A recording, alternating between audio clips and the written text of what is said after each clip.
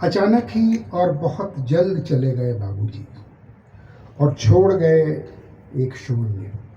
वो छोड़ गए असंख्य स्मृतियाँ, अनगिनत यादें और असह्य वेदना अपने महाप्रयाण के साथ।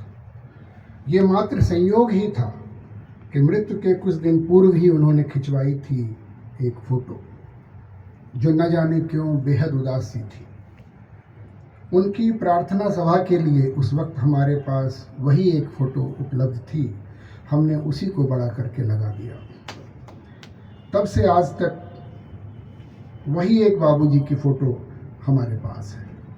हमने उनकी फ़ोटो ड्राइंग रूम में टांग दी। ड्राइंग रूम की सजावट के बीच कुछ अटपटी सी लग रही थी उनकी फ़ोटो।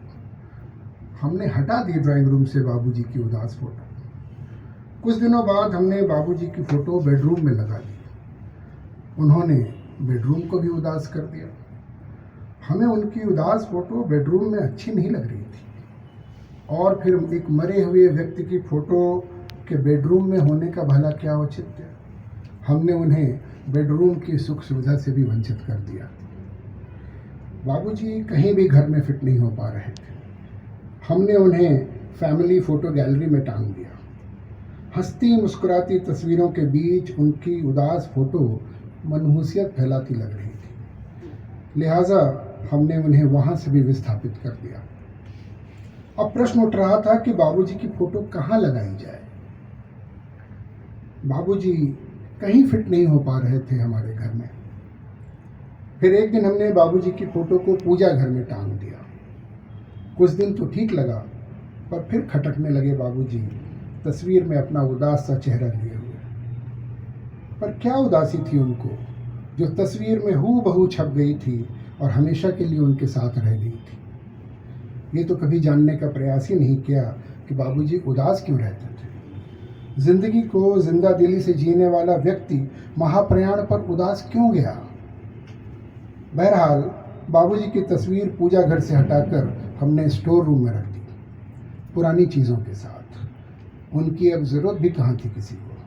वो भी तो पुराने हो गए थे, गैर ज़रूरती सामान की तरह बीत चुके थे वो बीते हुए वक्त की तरह।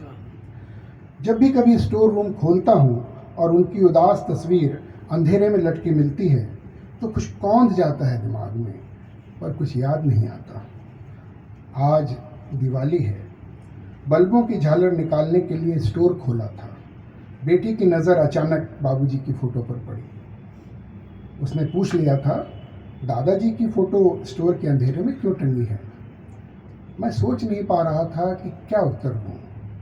तभी उसने दूसरा प्रश्न किया, पापा आप जब मर जाएंगे तो क्या आपकी फ़ोटो भी स्टोर रूम में रहेगी। मेरी आंखों के सामने स्टोर रूम के अंधकार से भी 1000 गुना अंधकार छा गया था। मैं निरुत्तर, शब्दहीन, जड़ सा खड़ा था। बेटी ने मेरे मौन का क्या अर्थ लगाया ज्ञात नहीं।